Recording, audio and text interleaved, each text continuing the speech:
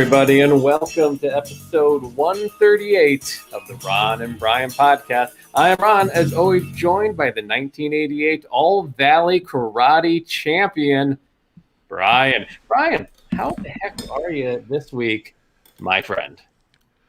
Ron, I'm doing great. Oh, hold on a second. Look at this amazing thing I've got. I feel safe. I feel protected. It's important to wear a mask, and you have one of our very limited edition Ron and Brian podcast masks. Of course, we're going to push some merch on you. Normally, we push the Patreon, which we will, of course, by telling you, if you want to subscribe, go to ronandbrianpodcast.com, upper right-hand corner. You can click Become a Patron, and that will also, on top of swag and some other gifts, you can also join us for the Great After Dark episode, which we record right after this one. But if you follow us on social media, you know we've got some brand new merch. There it is, the brand new Ron and Brian baseball cap. It is available at our web store at ronandbrianpodcast.com, and we are giving you a very special offer. We are giving you free shipping on items purchased from our web store now through this Saturday, January 16th. So load up on the swag. Make yourself a happy person. Brian, how the hell are you, sir? Tell me. I'm doing great. This has been a historic week. Crimes occurred. People have been arrested. And, it's the New York City subway system is safer as a result of the hard work of the NYPD this past week. I feel safer as I walk the streets. All right. And as we mentioned last week, I am on the road this week out in St. Collins, Pennsylvania. Shout out to my coworkers down in the lobby bar while I'm working hard here on the podcast. So if you see a little different view here, this is exactly why there is. I don't know why they're calling my room now, but just to kind of mess with me, I'm sure. Can you go get it? Can you answer it? Hold on, I can get that. This is great. This is absolutely great because it makes me feel so. They're just laughing at me right now. Do they not take this seriously? Do they not understand how fortunate they are to have to have been able to just allow the very presence of Ron into their lives? Listen, it's a treat that many wish for, few get to obtain. But let's keep things rolling here. Let's get it going with a little drink of the week. Drink of the week. Na zdrowie. Salud. Drink of the week. Pleasure. Pause. Drink of the week. All right, Brian, you're double fisting it this week, I believe. What are you bringing to the table for your drink of the week? Well, first we're going to start off with the beer. We're looking at right here a lovely IPA. This is Little Blind's Poly Sun IPA. It's brewed with Heidelberg malt and generously dry hopped with both Mosaic and Sabro. Fancy. How is it? Is that a new beer for you? This is the first time? It's the first time I'm popping my cherry on this lovely beverage. It's okay. It is. It's everything about IPAs that I do not like. Which is? It just tastes like all hop. There's not enough like flavor. I mean, the Mosaic is just is drowned out by the Sabro. They're conflicting profiles. Well, I'm going to drink it. Don't get me wrong. And then you may notice as the show goes on, coming out of my Ron and Brian lovely shot glass, I've got Bullet Bourbon that I will be slowly putting out. So if I start to slur my words about 45 minutes into the show, you'll know why. Everybody will know what's going on. This week I grabbed, also doing an IPA from our good friends at Deschutes in Bend, Oregon. This is their fresh squeezed IPA, clocking in at a reasonable 6% alcohol. What I don't understand, Ron, is why do you hate Pennsylvania brewers? It's every week, in and out, all the time, consistently. You are always looking for brewers outside the great Keystone State. Whatever. I was not able to travel with some Broken Goblet this week, so not bad. I think you might even prefer this IPA to the IPA you're currently drinking. But what is walk me through the flavors? What are you experiencing right now? Yeah, it's crisp, it's citrusy, not very hoppy. Everything that you like in an IPA. Please, after the show, let me just text me what you're drinking, and I will hunt it down to the ends of the earth. Or at least your local bodega. Okay. Well said. Right. Well said. In the meantime, it's time for This Week in Racism. Week In racism. racism. All right, Brian, just a few stories this week, but don't worry, they're all fairly horrible. This is one right there in New York, Brian, where you are. The New York Racing Association has banned trainer Eric Guillo for a racist name he gave one of his horses. This is actually the second time in a while that we've had a horse named Racism. The other one was over in the UK. This one is in New York. The name targeted Ken Rudolph, the only black analyst at horse racing network TVG. Guillo claimed on social media that he named a horse Grape Soda in honor of Rudolph. After the horse came in first in Aqueduct last week, Rudolph took to social media to call out the racism in the racing industry, which resulted in the Racing Association's action. I mean, fairly blatant. Yeah, that's pretty bad. There's no excuse for that. None. Okay. At first, I was like, all right, how can you make the correlation? But the trainer literally said on social media that I named this horse Grape Soda after this analyst. Let me ask you a question. When was the last time you had grape soda? A couple months. I'm a fan of grape soda. Tropicana grape soda, good stuff. What else? Who else? Crush makes a good grape soda. What about yourself? When was the last time you had a grape soda?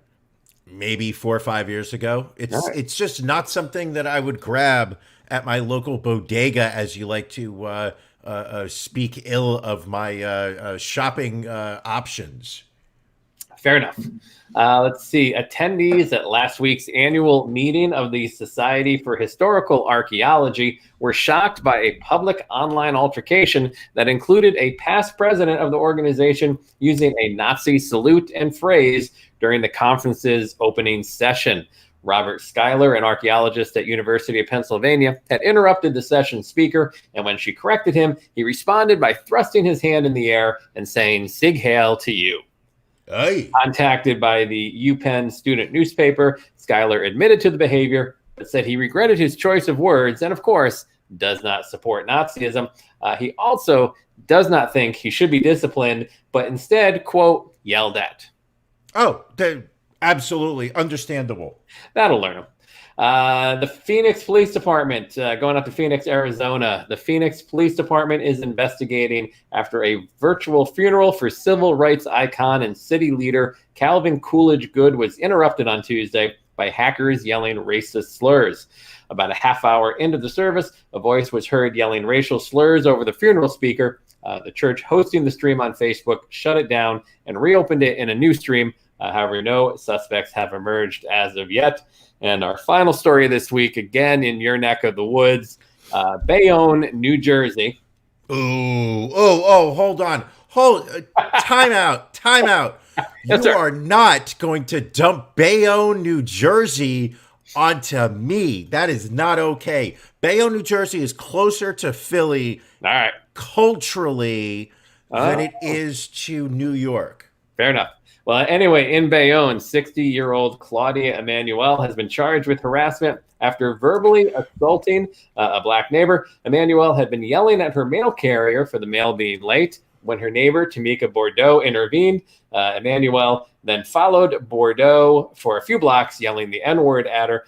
Bordeaux filmed the encounter, posted it on Instagram, where it ended up going a bit viral. Let's see if we can get this video to play here. Ooh, I love a good video. Woo! This nigga bitch ran after me for no reason at all. I came out of my apartment, I talked to the mailman, and I just wanted to know where my mail was. But she had to be an intrusion. She's not minding her business. And she's a procrastinator and instigator. You nasty fucking wig-headed bitch. Black bitch. All right. You know who she sounds like? Who's that? Tony Soprano's mother. Well, anyway, so Emmanuel has been arrested, and again, she was charged with harassment as well as bias intimidation. Okay, question. Yes. Let me. I'm trying to wrap my brain around what I just want. What does the fact that the woman who is doing the filming, what is calling her a procrastinator? I don't really see as a really terrible observation to make about a stranger. Maybe she feels procrastinator is a different word than it actually is, or maybe it's just because it rhymes with instigator. Maybe she was channeling a little Muhammad Ali right there and decided to do a little rhyme in her words. I don't know. It's very difficult to say. Okay, but where was the real racism? Well, her dropping the N-word would be the racism. Oh, I miss the N-word. Well, then you need to pay closer attention. Yeah, she totally dropped the N-word at the beginning, and then referring to her nappy hair and wig at the end. I heard the wig, but okay. I honestly, it was the accent that just completely absorbed my attention in the beginning. It is a very New Jersey accent she had going there. In her defense, and I'm not trying to side with the racist here. However, in her defense, when you live in an apartment situation, having your mail delivered is a very stressful activity. The mailboxes are right next to each other. Usually they're in columns and rows. So sometimes you have to wait for somebody else to get their mail before you can. Like, you live in a house, so your mail comes and there's no competition. You don't have to worry about getting somebody else's mail or your mail accidentally or a package being taken. That's not a concern that you experience. But I, as somebody with the COVID antibodies flowing through my skin, yes. Call back, bitches. As somebody, who does live in an apartment situation, having somebody block you from being able to get to your mail, it could set off a certain.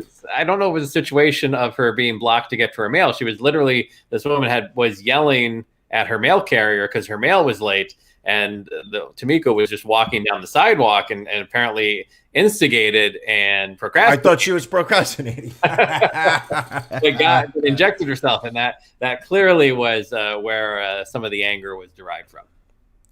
Listen, the U.S. Postal Service has had ups and downs this year. In a hell of a year. They were getting shellacked by the Trump administration. They pulled through, somehow finding 11 million ballots that suddenly got dumped in Michigan at the last minute. Then they were heralded, a week after Election Day as, saving democracy. And now we see that in Bayonne, New Jersey, it's not even okay for you to just wait and tell your mail carrier that he's running a little late. Listen, what has this world gone? It's hard work fixing a national election. Pretty much. Gotta give him credit for that. All right. Well, you know what time it is, Brian. Time to talk about our beefs.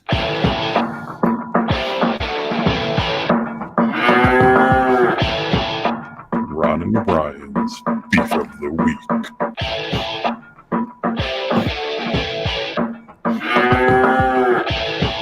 Brian, what's bothering you this week? Robocalls. The incessant, unending, out of control robocalls that my cell phone has been receiving for the past month from phone numbers all across America advising me that my vehicle's insurance and or warranty is about to expire and that what I should do is call a toll-free number to speak to a representative. So are you saying you're not worried about your warranty running out?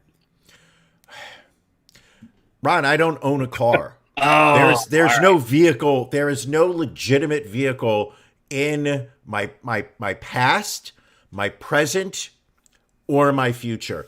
Okay. I would say that I've got just today alone probably about a dozen calls. Now, does your phone, Albuquerque, Illinois, like all over the place. do you block the numbers? Do you take that? Each time I block it, and it comes in from a different number. All right. And the fact that we as a country, and don't get me wrong, I mean, there's a couple things that are going on that are probably slightly more important in terms of the country's attention, other than robocalls interfering with my ability to swipe on my Twitter app up and down. But Jesus Christ, it's enough. I've had enough with that. That is my beef of the week. That is more upsetting to me than the order of spices that I made online, and I only received garlic and paprika. I did not get my onion powder. It's more upsetting to me than anything else. The callback. That's a callback to an old beef of mine, but that's fine. But just to throw up a comment from Billy here, he got a comment from Joel Osteen talking about how good a Google business account would be for him. That is a very random combination of yeah. You wouldn't think you would get a robocall about. Like, if you're getting a robocall from Joel Osteen, you'd be like, Jesus. Yeah. Maybe Google has hired Joel Osteen to bring members of his flock into the Google My Business family. Maybe not. Maybe not. But the bigger question is Billy, did you open that Google business account? Because it's always good to promote your business. Yeah, I mean, does he want to come on and promote it? I mean, like, we are actively looking for sponsors. Always looking for sponsors. Our collaborates are very affordable, I think. Yes. We can make some sort of partnership there. Yeah, I get those. I get the car insurance extended warranty calls a lot. And I've even started to get the your social security numbers compromised message and whatnot, but I just block them. If it was a real human being, I would have fun with it. But this Right. is just it's the same automated message that kicks in saying, we're reaching out to you because the vehicle warranty is about to expire. And I'm like, no. And there's nobody I can yell at. Yeah. So my beef this week is heavy breathers during Zoom calls. And I'm not talking about people that are just there like they're not on like a respirator or a CPAP machine or anything. But I was on a certain Zoom call, and the individual running the Zoom call had this, I don't know if you would call it a quirk or proclivity, where, you would talk and then there'd be a pause and then they'd be like, okay, so our next part is finish a topic and be like, so let's see if you can duplicate this in your environment. Okay, so we're going to move on to the next topic. So, Ron, as I was saying, it's disgusting. Can I just ask, what was the nature of the Zoom call? It was a training call. So you had to be there, and there was interaction, but it was always just. So this was the trainer? Yes, one of the trainers. Not all of the trainers, but one of the trainers. Now, is this one of those environments where it's the trainers, or is this where you are just going to send waves of trainers to this person? This was just a very specific training class. Okay. If that is enough information for you. I believe that we have been in this pandemic long enough that we should have figured out all of the quirks of teleconferencing at this point. So. You would think no one should be accidentally on mute anymore. Nope. Everyone should know how to connect to their calls. Nobody should be using headphones that have the mic on it that brushes up against their facial hair as they talk. So you just hear like the as they're trying to. No. Or the people that over modulate into whatever shitty microphone they have on. Proper modulation. Shut up! Sit down! But like, no. That would literally distract me to such an extent. I would not be listening to the trainer. Yeah, it was on the point of insanity. However, can I, my friend, congratulate you on yet again another perfect weekend of NFL picks, Yeah. playoff edition, going 2-0. Brian, I will let you do a recap of this past weekend score. All right. This past week was week 18 of the 2020-21 NFL season. This is what we in the biz call the wild card round, ladies and gentlemen. Ron, I would like to sit there and take credit, but first I'm going to pat you on the back. You went 2-0, which was impressive considering the tight caliber games that you picked. I felt mine were somewhat obvious. You picked ones that I thought were almost a coin flip, but you saw the diamond in the rough. Bills laying 6.5 against the Colts. You sat there and said, listen, I've been to Buffalo. I've eaten their wings, but they're not good enough to cover a 6.5 point spread. Bills winning the game, but only by 3, 27-24. Your next pick, Seahawks laying 3.5 against the Rams. Rams not only covering the spread, winning the whole game by 30-20. Ron, again, 2-0, 18th week in a row. People, if you are not taking our locks of the week and betting in Vegas, you have left money on the table. Myself, I saw the Bucks going up against the Washington football team, and I sat there and said, Brady is going to crush a team that doesn't even figure out how to have a nickname in 2020. Bucks losing, go figure, 31-23. However, the Browns going against the Steelers with that 11-5 record. Browns, they haven't won a playoff game since, I think, Harry Truman was president.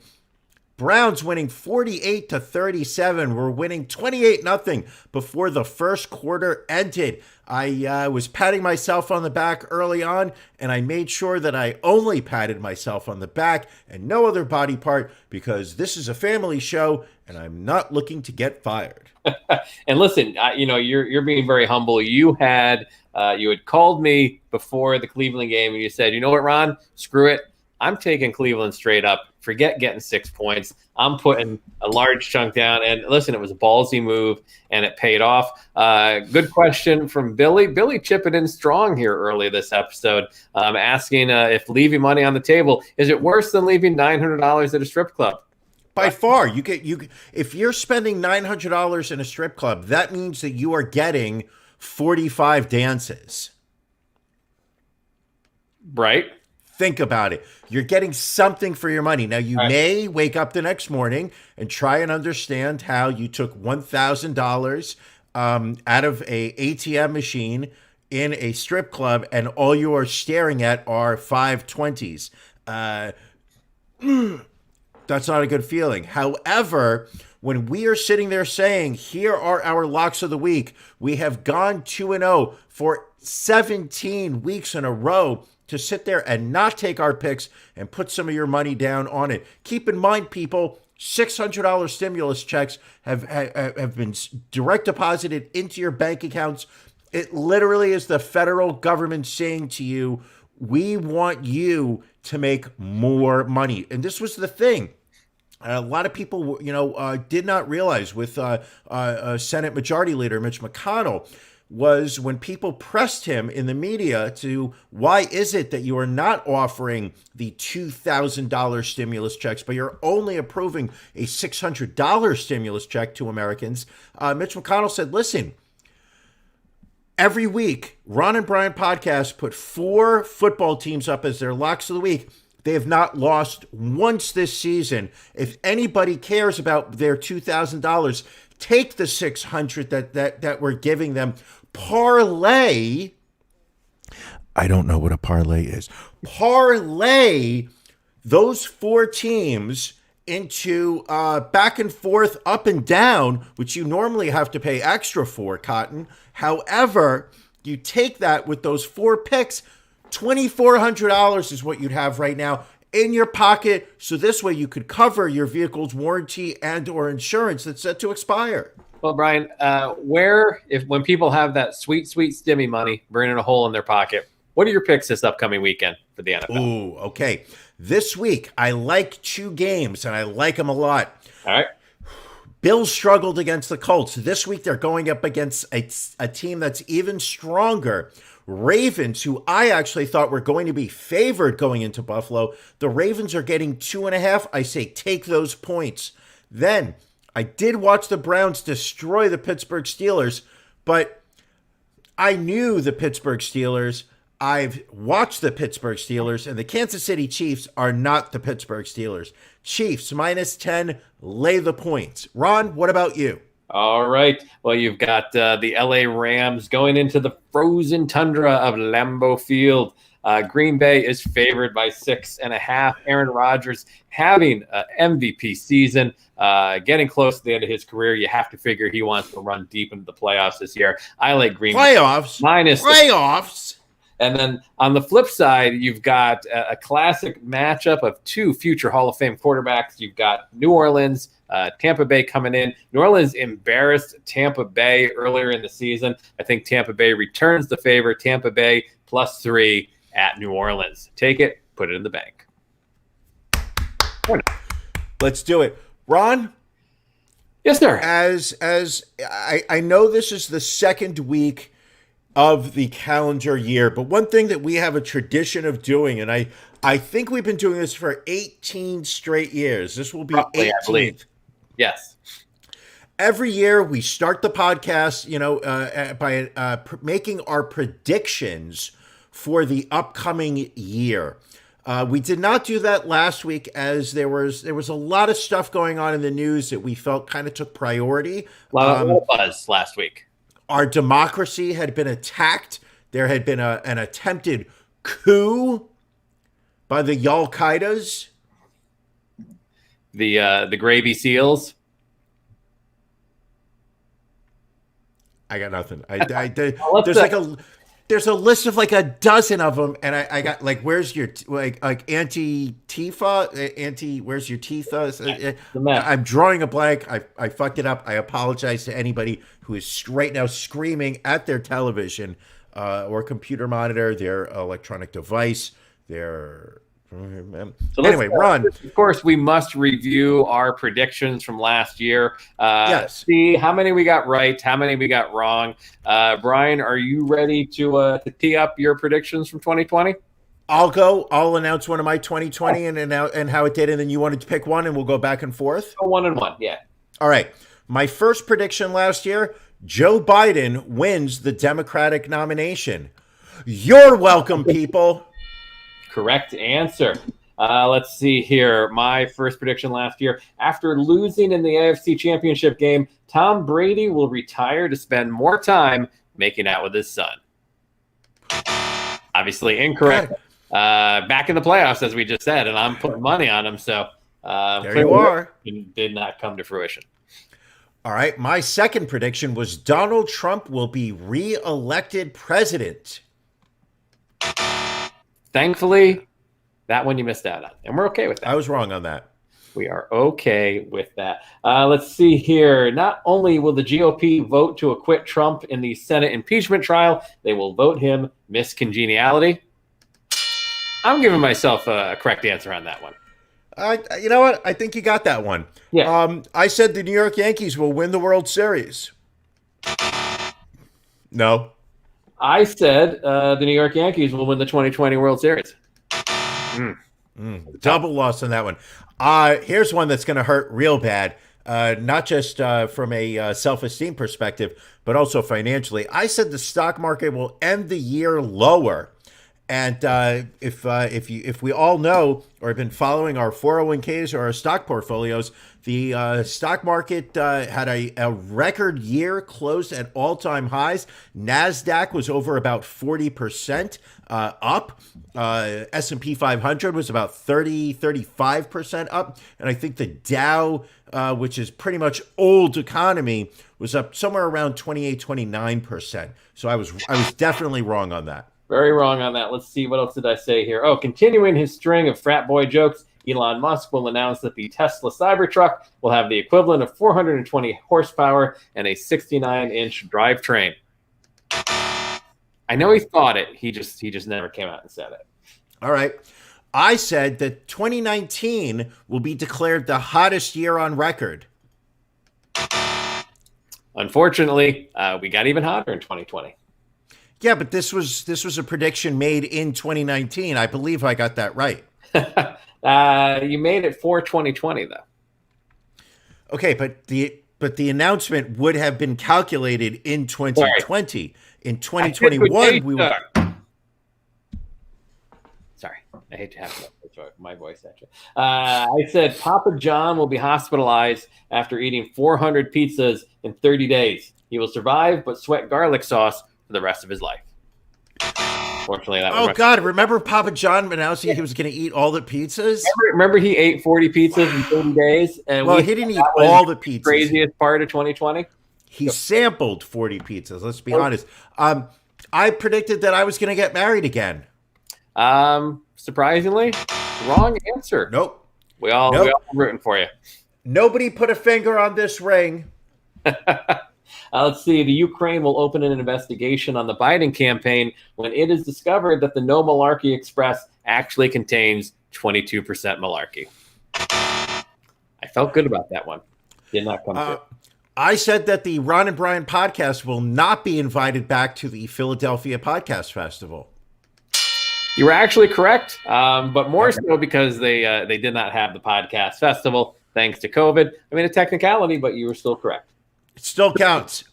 Let's see here. Brian will open up about his perineum pain fetish, ironically, in an interview on the Joe Rogan podcast.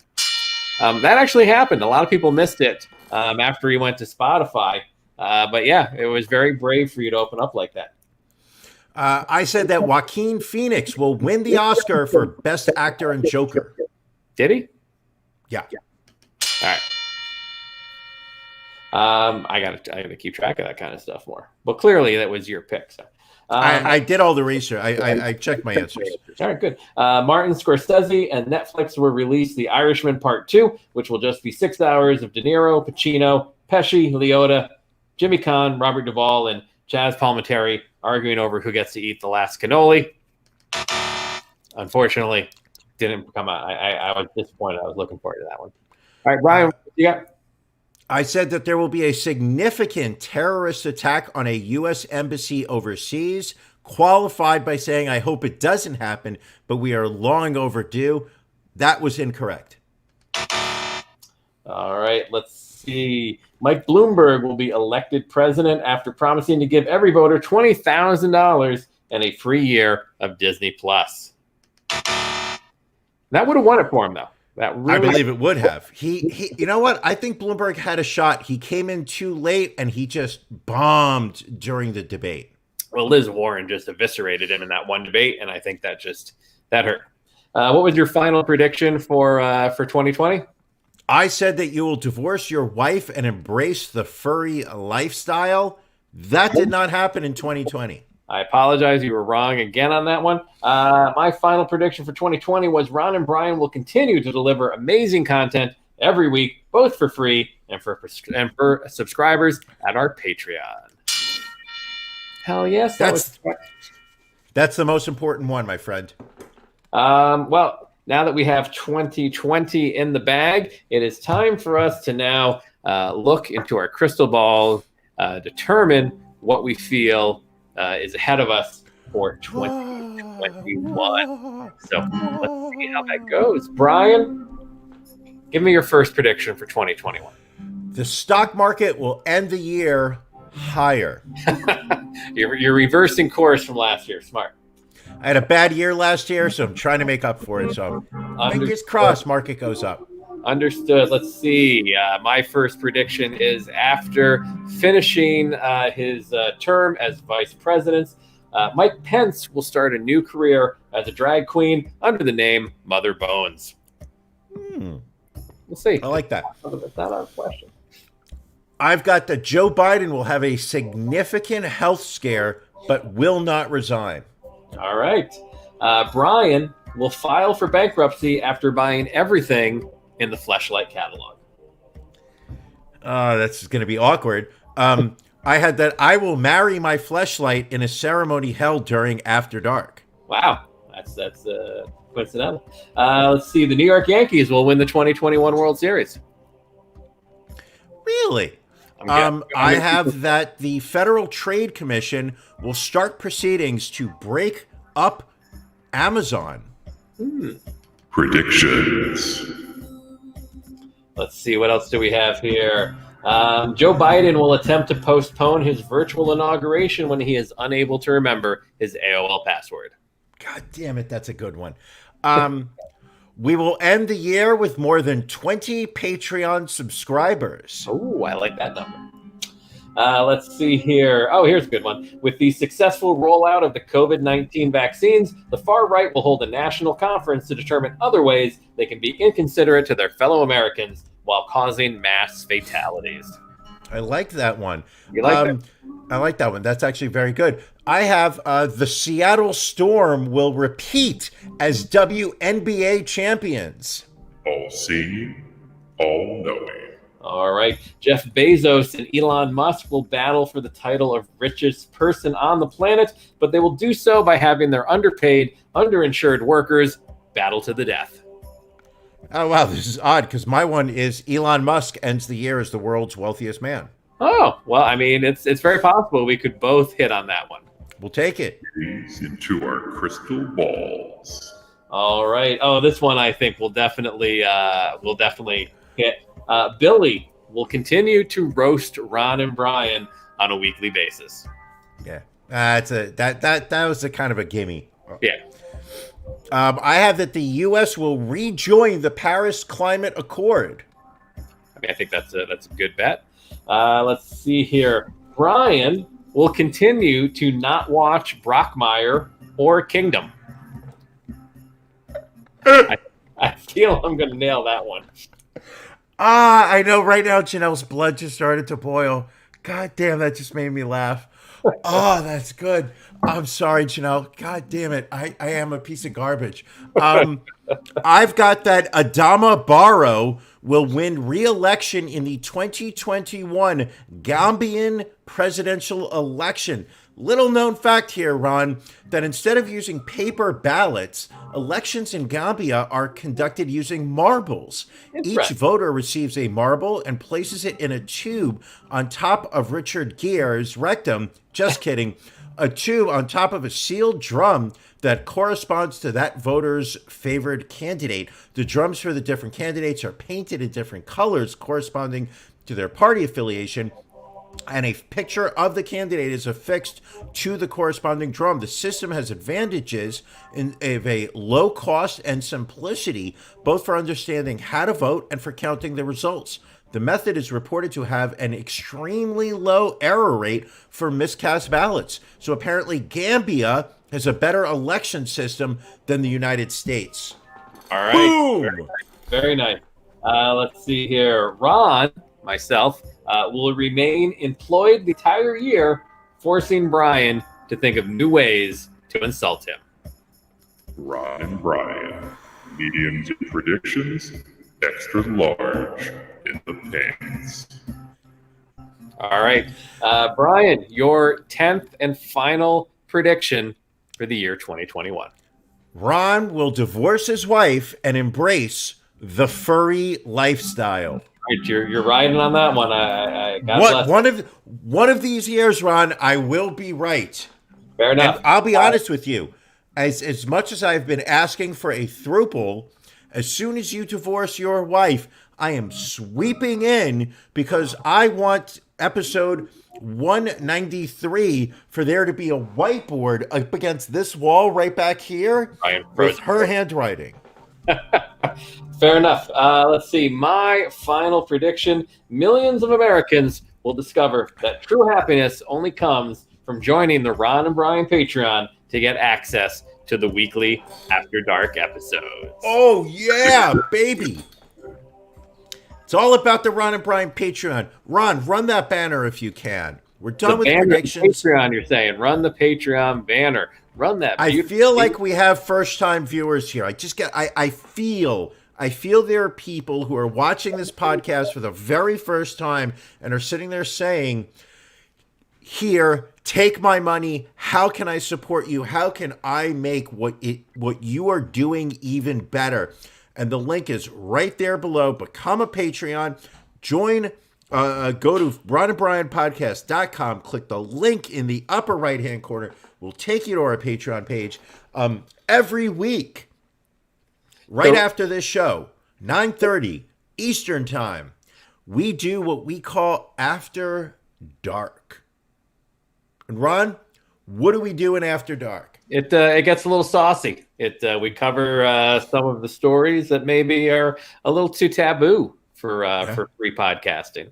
Yes. We talk from the heart. We really we communicate. We connect with our subscribers in a way that I don't think you can do unless we're getting money shoved in our pockets. And would you like to describe the beautiful thing that I call a pajama party? And every the last Thursday of every month, we share our video link with you, the Patreon subscribers, and you get to come on and join us for that final episode of the month. Always a good time. Mostly. Absolutely. What else do we got here, Brian? Oh, I did want to jump back real quick. There was a comment I saw. And you and I talked about this earlier this week. Janelle asking if anyone had Dustin Diamond in their death pool. He apparently has stage 4 cancer, which I had seen that he had been rushed to the hospital the other day. And that was when I kind of reached out to you and let you know about it, that no one had picked Dustin Diamond in the death pool. So if that is the case, that he has stage 4 cancer, we'll see. I mean, if he hangs on for the next 11 months, I can definitely see people potentially put him in the 2022 pool. Absolutely. But keep in mind, people were jumping on Jeff Bridges for his cancer diagnosis. But earlier today, it was reported on the on trustworthy internet news sites that his cancer, the tumors have shrunk. And doctors are starting to say that it is safe that he may have a healthy prognosis. Apparently, on top of the cancer, he's also got shingles. So that's when you know that maybe God dislikes you a bit. Let me ask you a question. What is worse? What's worse, shingles or having bad lighting?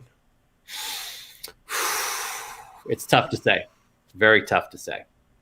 Because every now and then it's like the light gets brighter and you get darker. I'm still not exactly sure because the light isn't moving. Only I'm moving. So I guess maybe there's a reflection issue. I don't know. Maybe if I tilt this a little bit here, we'll see if that helps. What's what shirt are you wearing? I'm wearing the Fraud Street Run T-shirt.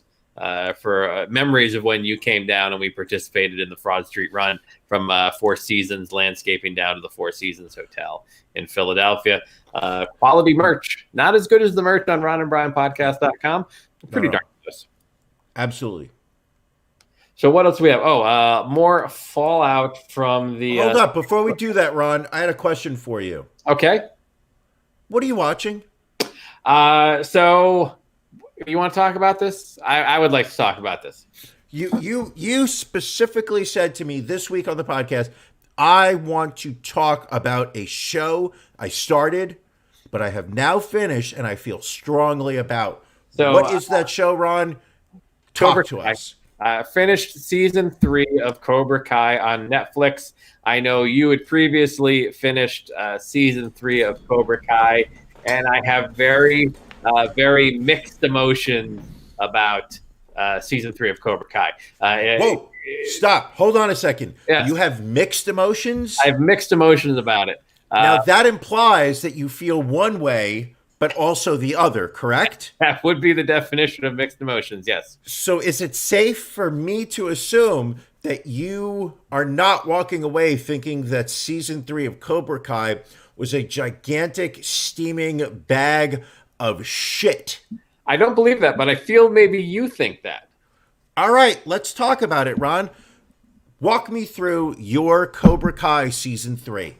Well, and again, we'll say spoiler alert, but it's been out for 2 weeks now. So if you haven't watched the entire season, save your time. Read, invest in yourself. Research. Get the vaccine. Don't watch Cobra Kai. Like again, it was very cheesy. It was very overdone, kind of like the first 2 seasons, which is what I liked about it. There was some callbacks to the Karate Kid movies We saw, some of the characters. Daniel LaRusso goes back to Okinawa, so we see, was that Karate Kid 3? Stop. That was Karate Kid 2, wasn't it? 2. Two is when he goes, if you don't call him Daniel-san, and you're going to call him Daniel LaRusso, I literally will just disconnect from this podcast right now. He is Daniel-san. So Daniel-san goes Daniel-san. back to Okinawa and sees the characters from Karate Kid 2, Chosen, and those. And, again, it's very interesting to see the characters again. Elizabeth Shue shows up reprising the role as Allie. It's such a shitty role. It's a shitty role. It was. Gave her nothing. It kind of sucked that they did it right at the end of the season. But then, they throw in, Dee Snider for just a very random appearance. Terrible. In the middle of it. But, again. Wait a second. So you're telling me that the power of rock and roll made this quadriplegic suddenly be able to start tapping his feet, and then in a 2.5-minute montage go from literally being unable to stand on his feet, this kid's doing fucking karate again? So, which again, I think brings me to one of my problems with the season. So again, you're used to it being over the top, but it really is just, it's just pushing the bounds of reality. So the main kid there, breaks his spine. And question. Let me ask you a question. Yeah. Do you know that kid's name? Is it Miguel? I don't know. And Right. that is a pure example of how small my level of interest is in that show, is that I couldn't even tell you that kid's name. So anyway, he's in a coma, and then he has Yes. this miracle surgery. And still can't feel, but within a matter of weeks is Yes. walking again, and then eventually able to He's battle. fighting. He's fighting. fucking fighting another kid who's perfectly physically capable, and Miguel is kicking ass. Right. So I mean, Ah. either people in wheelchairs are just not motivated enough, or this is just not realistic. I would say literally less Did than you 2 just months went up. did you just wheelchair shame people with disabilities? I don't Because know. that's what I just heard. Also, I mean, and again, just looking at all right, so end of season 2, you have this all-out karate brawl in the high school. Yes. One person goes to juvie, and Tori, the one girl, she gets suspended. No one else gets kicked out of school. They're all just able to go back. Everybody goes right back. And then you've got just literal fights taking place in abandoned buildings in Daniel-san's own home. No one goes to jail for assault. A kid broke another kid's arm. No one's going to go to jail for that. You know why? Because they're not snitches. They're not rats. There's a code of the streets. And you know what that is? What happens on the streets stays in the streets, and no authorities get involved. But What about, hold on a second, what about Kreese? What we're about, about to get there. This is my next point. John Kreese straight up literally murdered a guy. He committed a war crime. He straight up murdered somebody. Yes.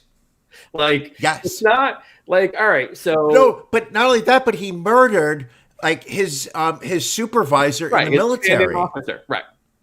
So okay, you actually used the proper terminology. I just kind of rounded off in a very poor man's fashion. But yes. So, the story was that, they're in Vietnam, they get captured, and they have to fight over a pit of snakes, which, okay, I did not get How do you build a pit of snakes? I did not get a chance to go through my history books to see if that was based on factual information. But okay, so the soldiers had to fight to the death.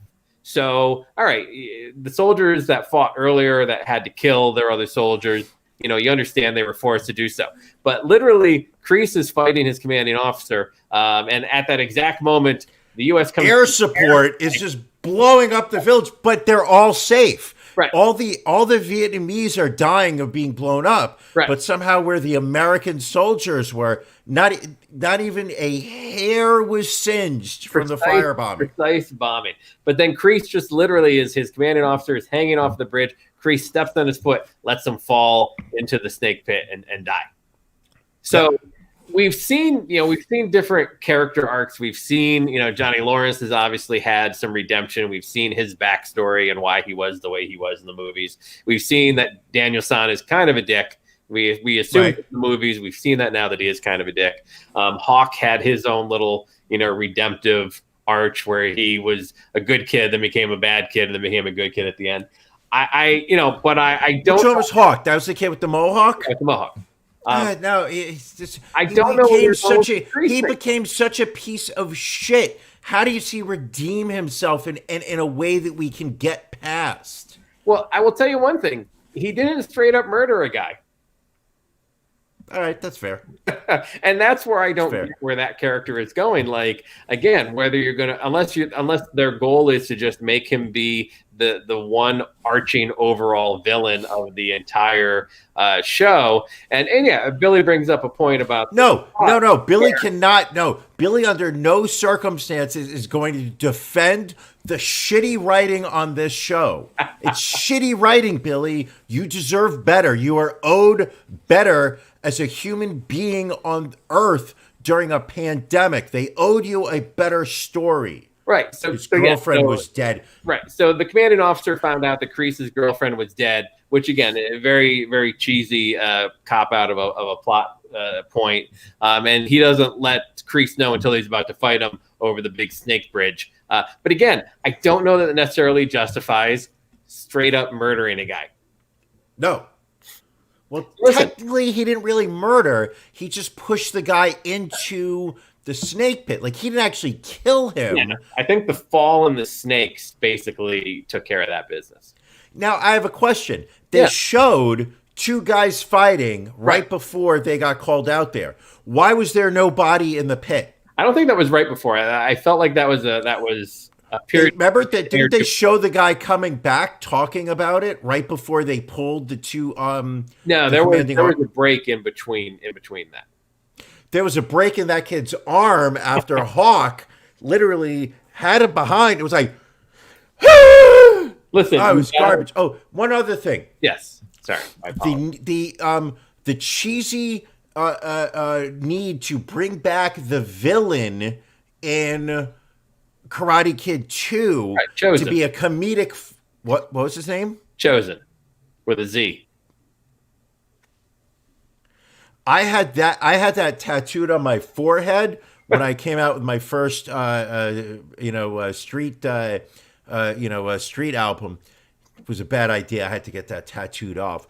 But the fact that he showed up in like the fact that Okinawa, first off, has really done incredible after the nuclear bombs that were dropped in it back in 1945. Okinawa has made a absolute comeback. It was a shit. It was a shit village during Karate Kid number 2, but now Okinawa, and maybe it is because of the radiation, has now absolutely embraced corporate America. There's Panera's, there's Johnny Cakes, there's Wendy's. What other references? Can I bring up one more thing?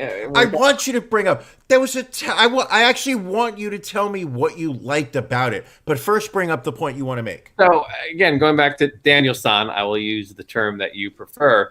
Like, he is made out to be like this great husband and family man and all that. But you had two instances this season where he saw his love interest back in Okinawa. And then the first time he saw Allie at the whatchamacallit, the winter ice cream social. And the look when he first saw both of them, I can use no other term than he was eye fucking them.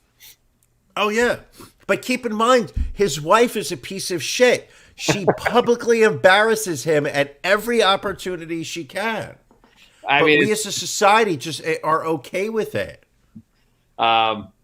Yeah, I think I think some of the story was fun. Again, I watching Johnny. I like Johnny Lawrence as a character.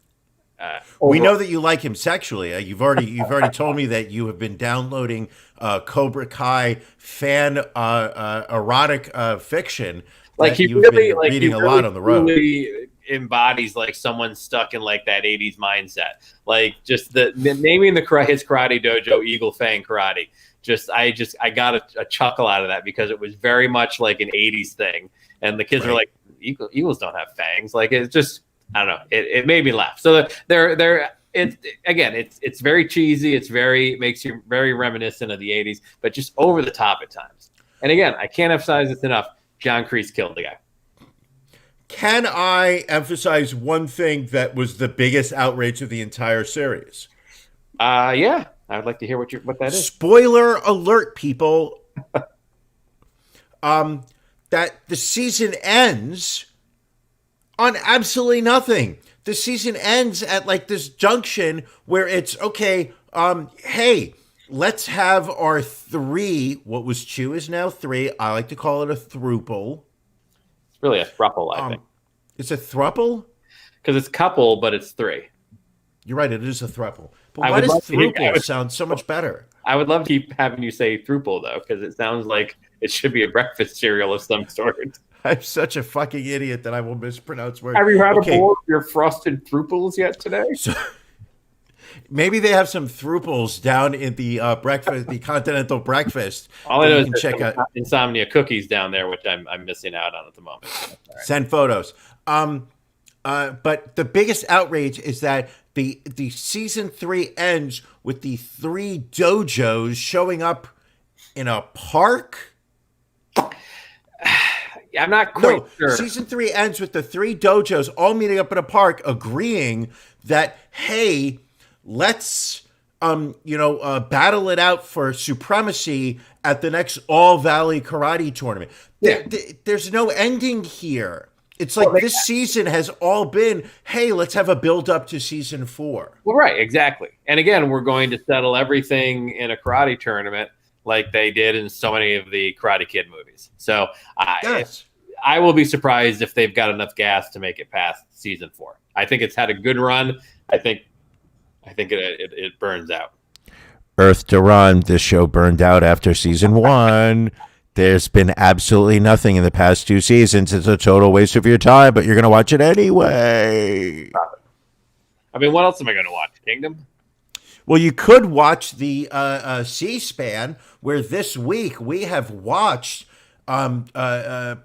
President number 45 get impeached for the 2nd time. No president has ever been impeached twice. Listen, he said he would make America great again.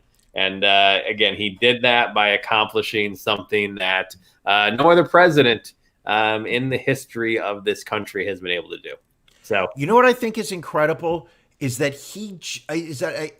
listen, I went back and I watched the speech he gave at the rally last week. Okay. I genuinely believe that he had no idea what the ramifications were going to be by telling an angry crowd that we need to fight and take back our election and stop Congress from stealing the presidency.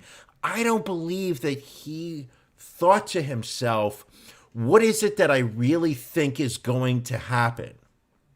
Well, I guess I would agree with you to an extent, but I think what is more dangerous is I don't think he cared what his comments might have incited the crowd to do.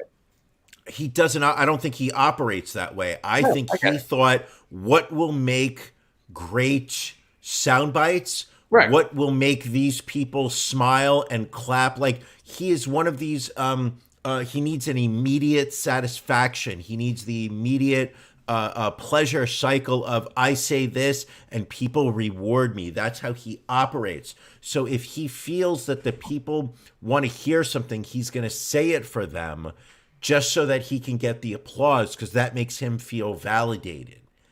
Clearly, this man's never been married to a woman.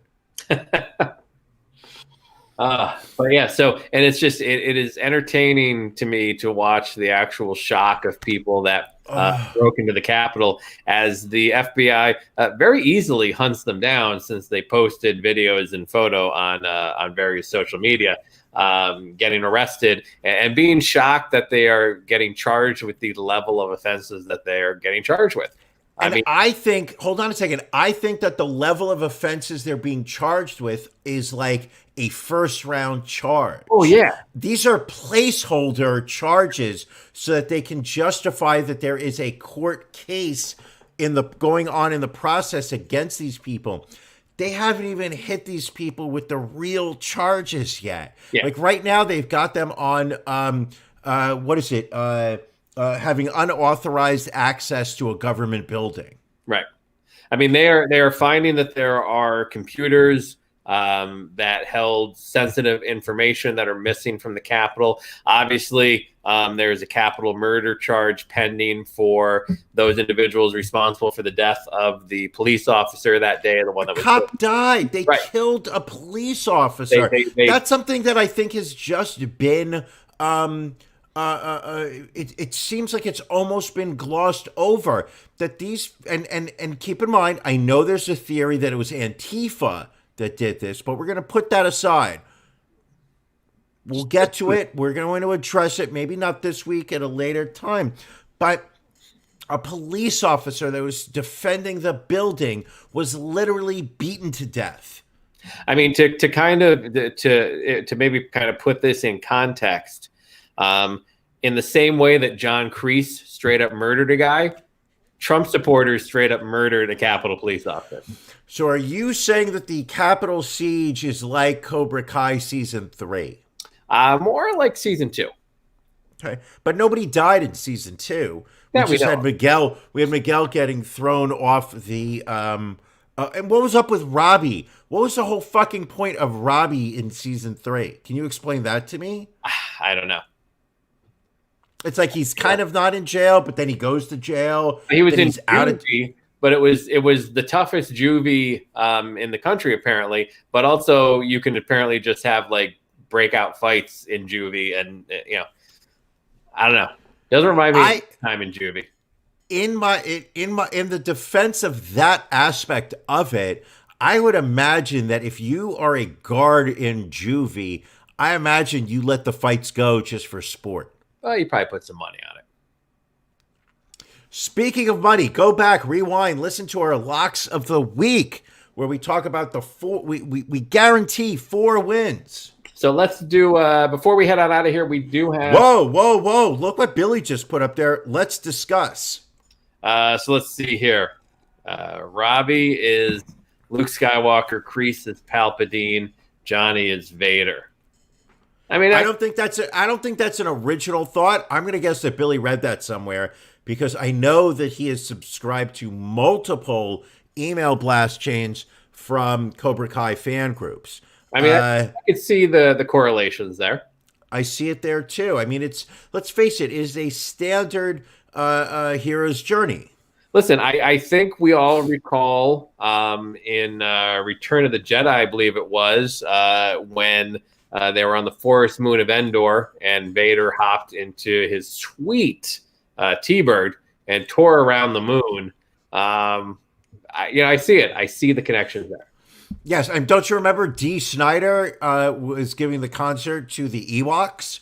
He was, but it was funny because he had the stormtrooper helmet on, so all you could see was like the long blonde curly hair coming out the back. Craziness. Oh. Anyway.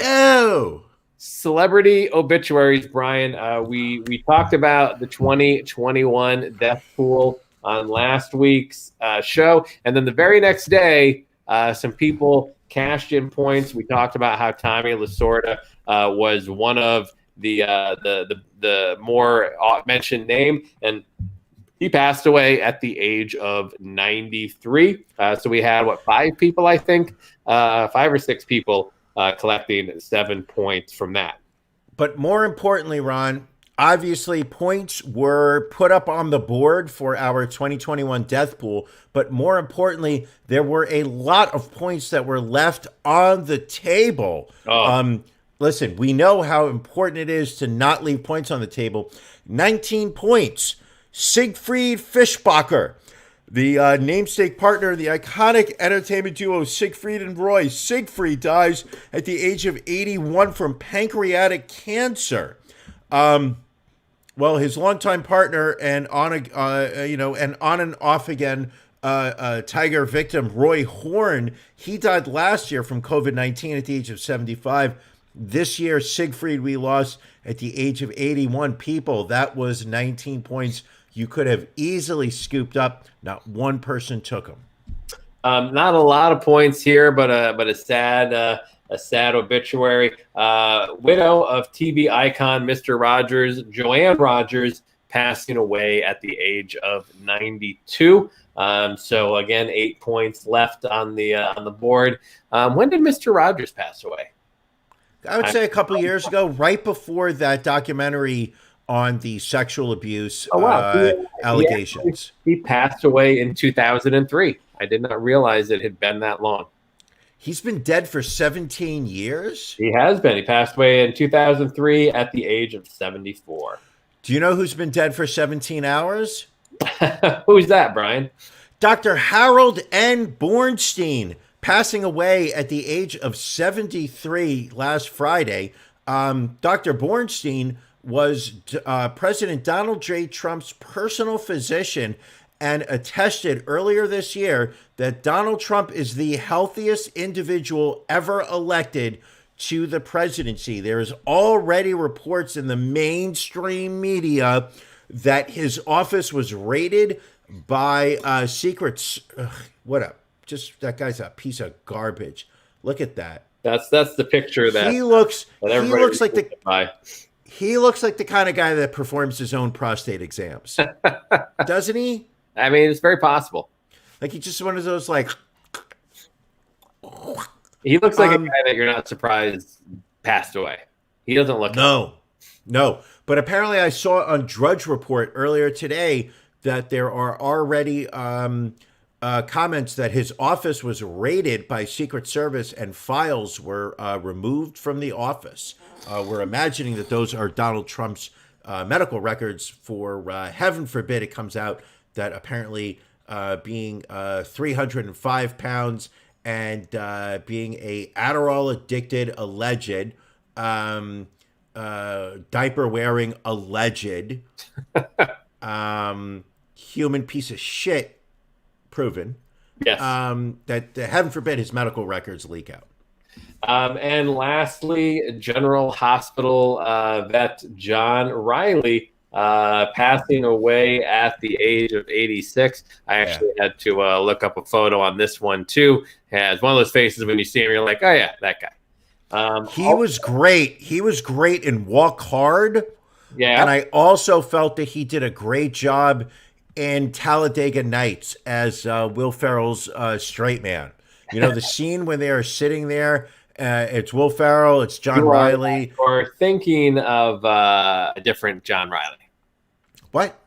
You're thinking of a different John Riley. This is, he actually added his initial to his SAG card to differentiate him. But he was in General Hospital and also in Dallas, too. So in two of all-time classic soap operas in American TV history. This guy wasn't in Talladega Nights? He was not. No.